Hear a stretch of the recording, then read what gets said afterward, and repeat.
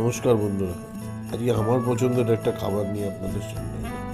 সেটা হলো এঁচোড় দিয়ে ছোলার ডাল।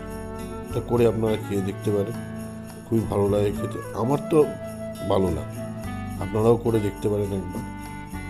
প্রথমে 200 গ্রাম ছোলার ডাল নেবো, নিয়ে সেটা ধুয়ে প্রেসার কুকারে দিয়ে পরিমাণ মতো জল দেবো, হাফ চামচ লবণ দিয়ে প্রেসার কুকারটা বসিয়ে দেবো।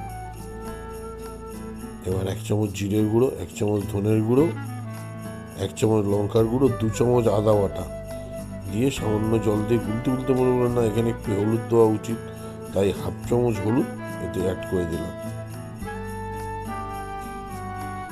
তার প্রেসার কুকারে সিটি দুখানা হলেই ছোলার ডালটা কিছুটা সেদ্ধ হয়ে আসবে, তখন এঁচড়গুলো যেটা ধুয়ে রেখেছিলাম দিয়ে হাফ চামচ আরও হলুদ দেবো, দিয়ে সামান্য জল একটু অ্যাড করে দিয়ে প্রেসার কুকারে আরও 2টো সিটি দিয়ে দেবো।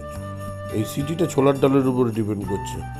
অল টোটাল আমি 4টে দিয়ে নামিয়েছিলাম, আপনারা 5টাও দিতে পারেন, সেটা ডালের উপর ডিপেন্ড। এবার কড়াই চাপিয়ে দেবো, কড়াইতে তেল গরম হয়ে গেছে, 2টো তেজপাতা, একটা শুকনো লঙ্কা আর একটু গোটা গরম মশলা, 1 চামচ জিরের গুঁড়ো দিয়ে ওটাকে করেই মশলাটা দিয়ে দিতে হবে।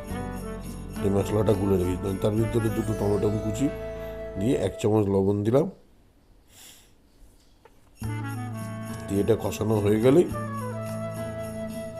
যেটা সেদ্ধ করে রেখেছিলাম ছোলার ডালের চোটটা দিয়ে দেবো। এবার ওর ভেতরেই একটু জল দিয়ে বুলিয়ে কিছু ডাল ফাল ভেতরে ছিল দিয়ে দিলাম, 3-4টে কাঁচা লঙ্কা চিড়ে দিয়ে দেবো। আর আমি যে চামচে করে দিলাম ওটা সুগার ফ্রি, আপনারা একটু চিনি ব্যবহার করবেন। আমি যেহেতু চিনি খাই না সেই জন্য সুগার ফ্রি দিলাম। এটা হয়ে আসলেই ব্যাস নামিয়ে দেবেন।